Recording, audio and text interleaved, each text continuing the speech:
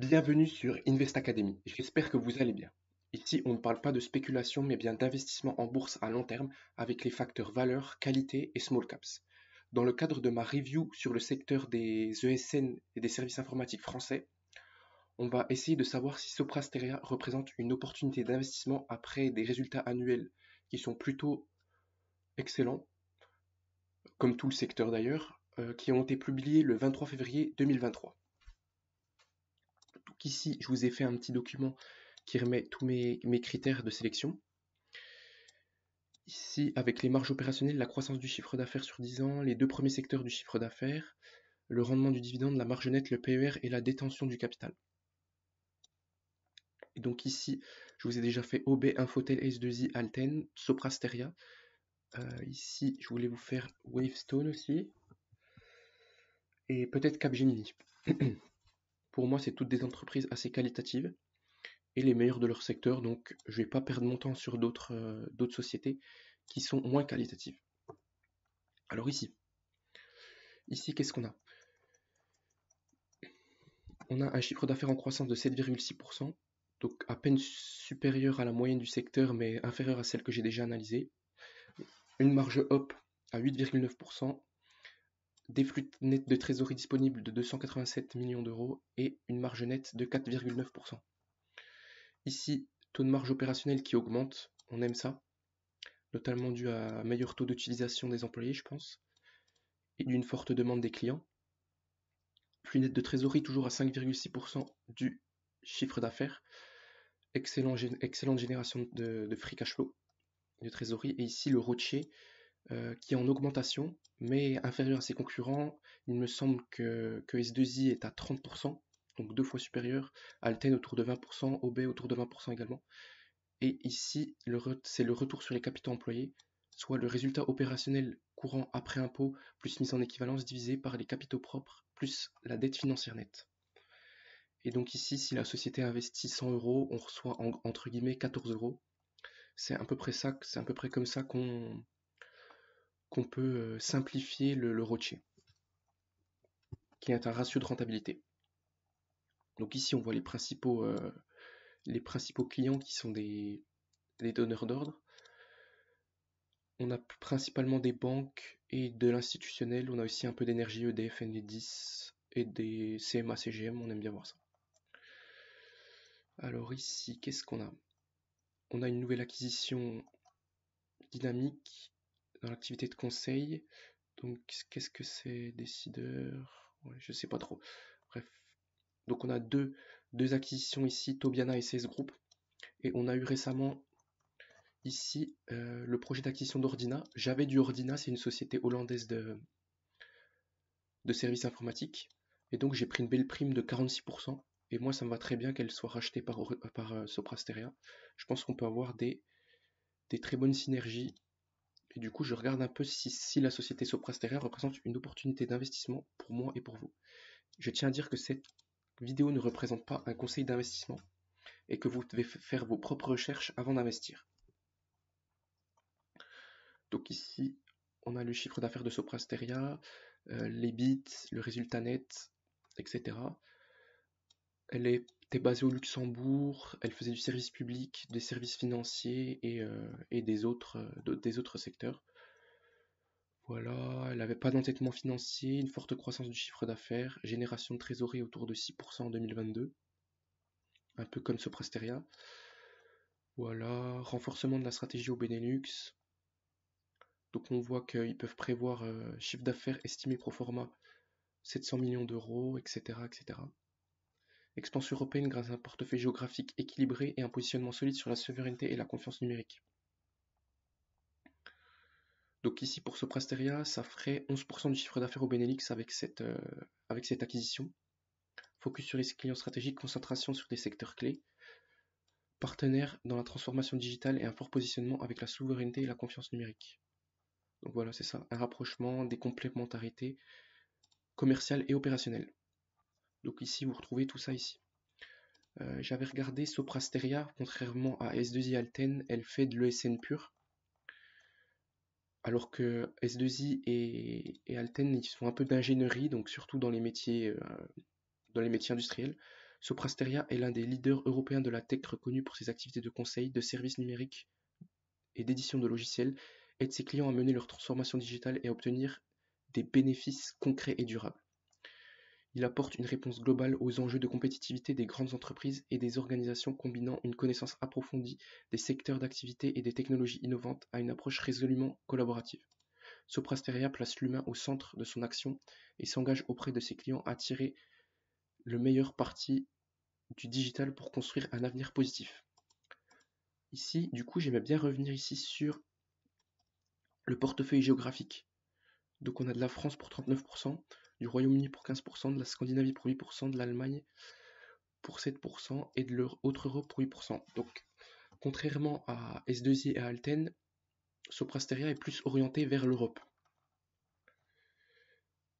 Donc c'est pas si mal, contrairement aux petites sociétés qui sont plutôt orientées vers seulement la France et juste les pays ibériques, l'Italie, l'Espagne et le Portugal. Mais on est seulement en Europe, contrairement à S2I et Alten, plus diversifié géographiquement. On se retrouve tout de suite ici.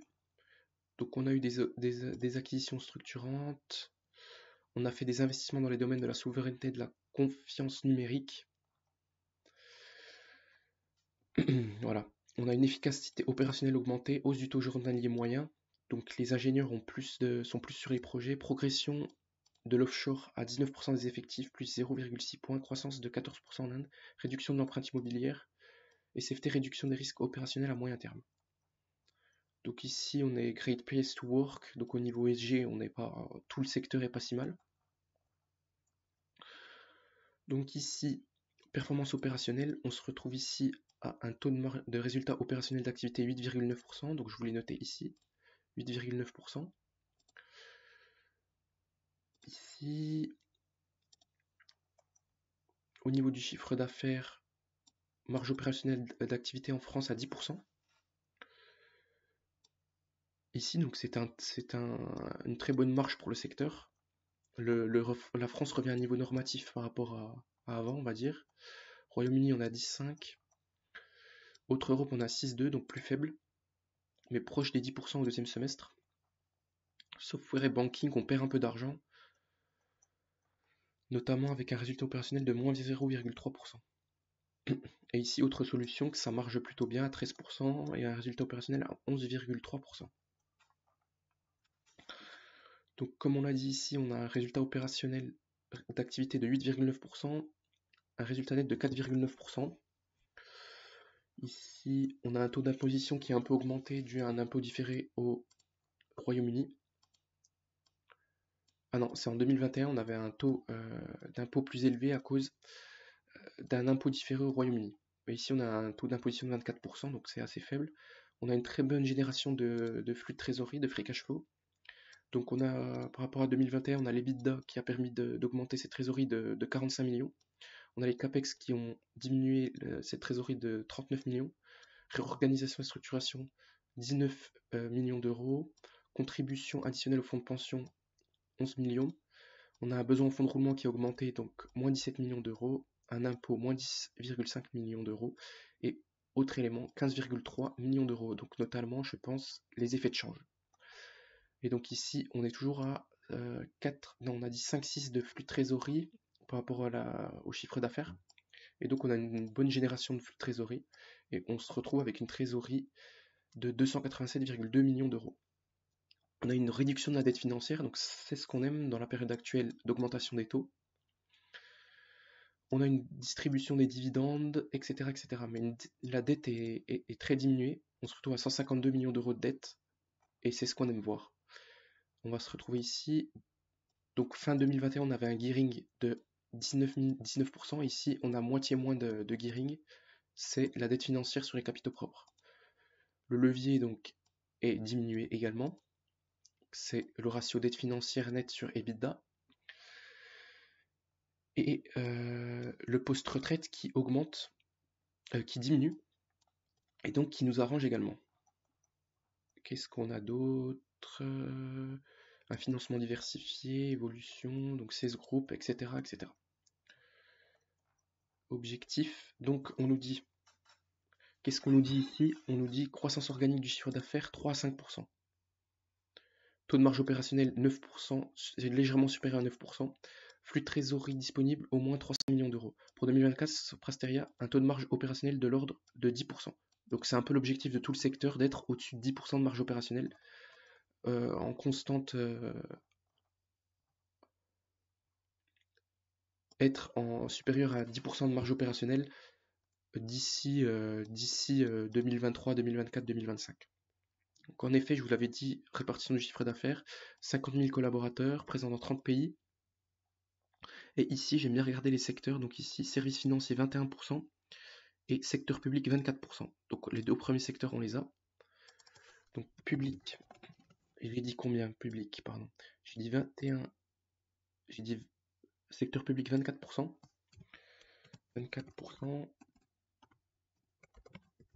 Et ici pour Et ensuite on est ici en service financier, on a 21% du chiffre d'affaires. 21% service financier. Non. Voilà, tout à fait, on est ici. Et donc, voilà, banque, assurance, finance. Donc on se rapproche, on est on est quand même proche d'Infotel et d'Obey. On a beaucoup de public et de services financiers. Donc on doit être stable dans le temps, mais on doit pas avoir une grosse croissance car les services financiers et le public, ça représente pas une énorme croissance structurelle. Donc ici, rendement du dividende, on va quand même booster un petit peu. Rendement du dividende ici, donc on se retrouve sur un petit document qui nous vient de Morningstar. Donc je tiens à dire que Soprasteria, c'est une mid-cap, je vous l'ai pas dit, 3,9 milliards de capitalisation, secteur des ESN, et c'est français. Donc ici, on a quelques ratios, rendement du dividende 1,68%.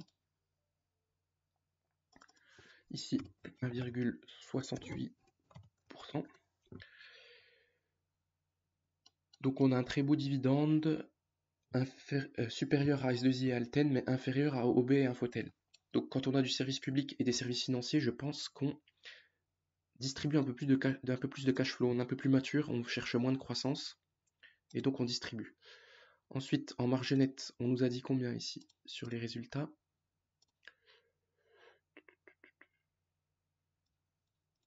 Résultat net par deux gros, 4,9%. Donc ici, on est vraiment en fourchette basse du secteur. 4,9%, même si ça s'améliore fortement. Donc ici, ça marche beaucoup moins que ses concurrents. S2I 6,9, Infotel 7, S2I 7,30, Alten 12, mais pas normative, cette marge de 12%. Ici, Soprasteria, on a 4,9% de marge nette. Au niveau du price earning, donc ici, je voulais vous montrer sur 5 ans ce que ça avait donné. Ça ne comprend pas les dividendes, donc on est seulement à 14% de croissance du cours. Mais ici, on était le 14 octobre. Ici, on était à...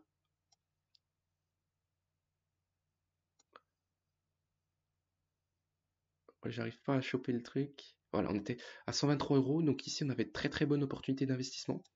Et là, on a pris depuis le temps 52,3%. Et depuis le début de l'année, on est quand même à un cours qui a pris 32%. Notamment grâce à des résultats supérieurs aux attentes. Donc actuellement, on a un 15,58 de price earning. Ici, donc 15,58. Et donc, c'est tout ce qu'on a ici. Donc on a une croissance moindre que le secteur, des marges un peu moindres que ses concurrents.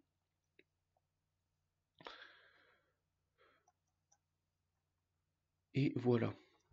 Donc ici, on se retrouve au niveau effectif, ça a cru quand même un petit peu, de seulement 2000 personnes.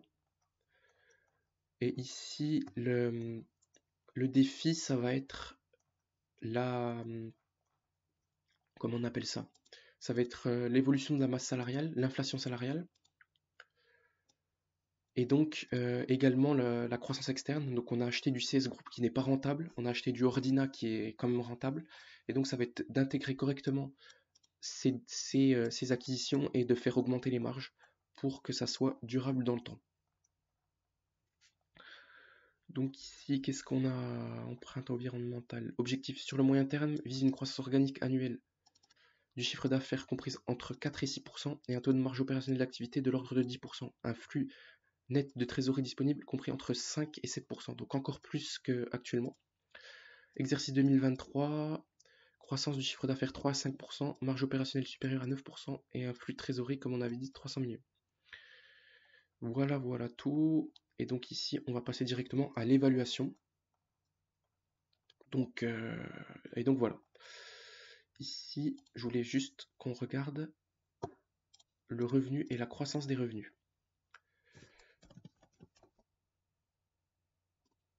Ici, on prend en année financière pleine, on se met sur 20 ans, je vous mets ceci, et on regarde si on a une belle croissance des revenus.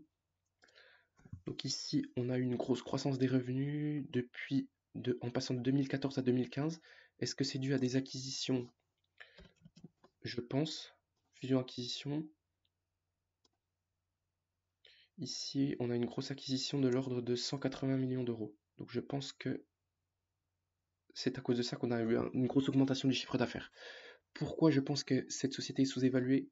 On a moins de croissance que les concurrents, on est moins margé, mais on a quand même une bonne génération de cash. Et donc, contrairement à ses concurrents, elle est plutôt sous-évaluée avec un price earning estimé à la fin de l'année 2023 de 11,4. Donc on est vraiment sous-évalué par rapport à un secteur qui s'échange à 20 fois les bénéfices. Donc ici on a une très bonne croissance du chiffre d'affaires. On veut savoir revenu chaque GR. Voilà, on va regarder sur 10 ans pour remplir notre petit tableau.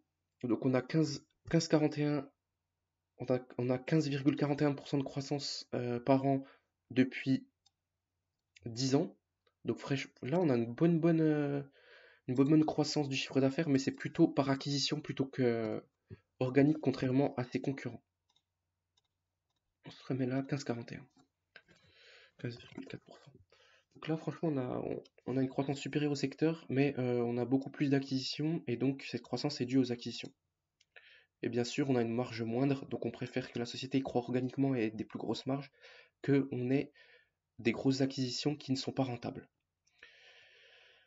Donc ici, pour comparer, comme je vous ai dit, marge opérationnelle d'activité 8,9 inférieure au secteur, croissance supérieure au secteur, donc 15,4% par an depuis 10 ans, notamment dû à des acquisitions.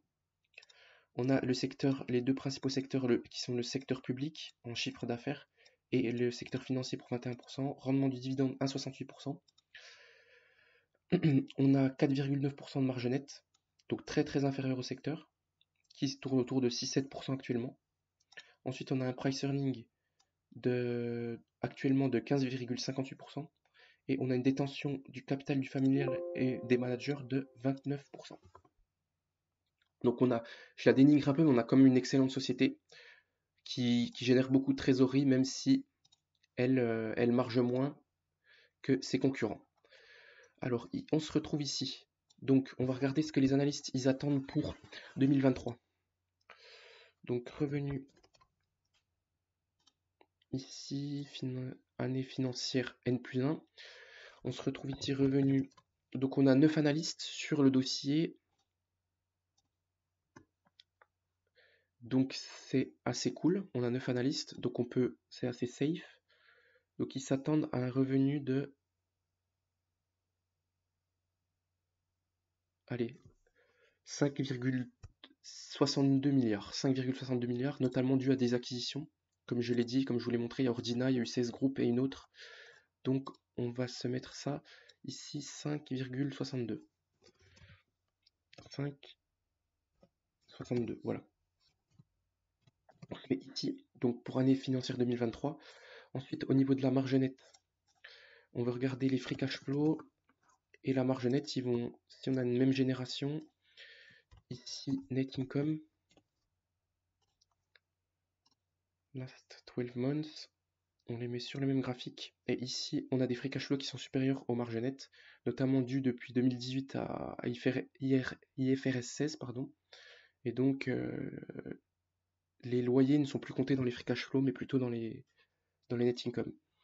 Donc ici, on a des gros free cash flow, donc on va prendre les marges nettes pour se sécuriser. Ici, on prend la net margin.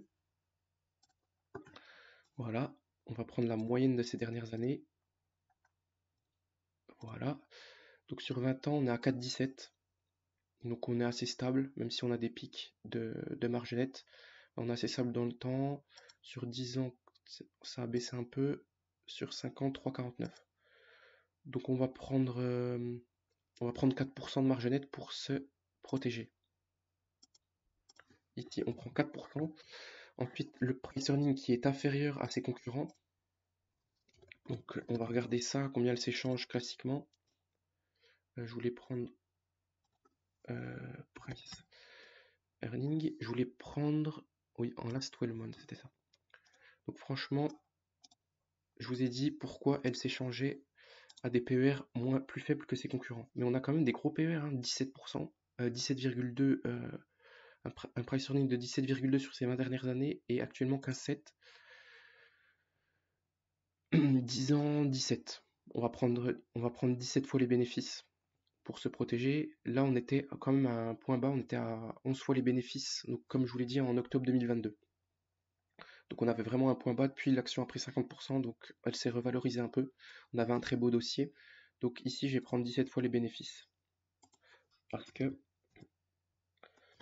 elle marge moins que le secteur. Au niveau des résultats, au niveau de quoi je voulais regarder? Au niveau des actions, du nombre d'actions. Est-ce qu'il diminue ou il est croissant dans le temps? Donc là, on a une grosse augmentation en 2014, notamment due à une acquisition, enfin une fusion-acquisition, je pense. Donc 20,43. Ici, 20,43. Au niveau de la dette nette, on se retrouve ici direct. Voilà, on se retrouve ici direct. Flux de trésorerie, dette financière nette, voilà. Donc on a une dette financière nette de l'ordre de 152 millions d'euros actuellement. Donc 152, on a du cash, mais la dette est plus importante. Et on se retrouve direct pour l'évaluation. Donc ici, on a ça. Donc on prend 5620, on a 5,6 milliards de revenus, fois la marge nette 0,04%, ça nous donne 224 millions, on fait 17 fois les bénéfices, ça nous donne 3,8 milliards, on multiplie ça, on diminue la dette nette, moins 153 de dette nette, donc elle est très faible, ça va pas beaucoup impacter les résultats, et on divise tout ça par le nombre d'actions, 20,43 millions d'actions. Donc on se retrouve à un prix à 179 € l'action. Donc ici, PER de 17, je vais vous enlever ça. PER de 17, on se retrouve à 179 € l'action. 179. Aujourd'hui, ça cote à... On se retrouve ici, 188. Donc la société est correctement évaluée à l'heure actuelle. Je ne pense pas que ça représente une opportunité d'investissement si vous voulez vous couvrir. Voilà, donc ici je pense qu'elle est au prix juste, même si vous l'achetez, vous avez quand même une très belle société qui génère du cash et qui fait des grosses acquisitions.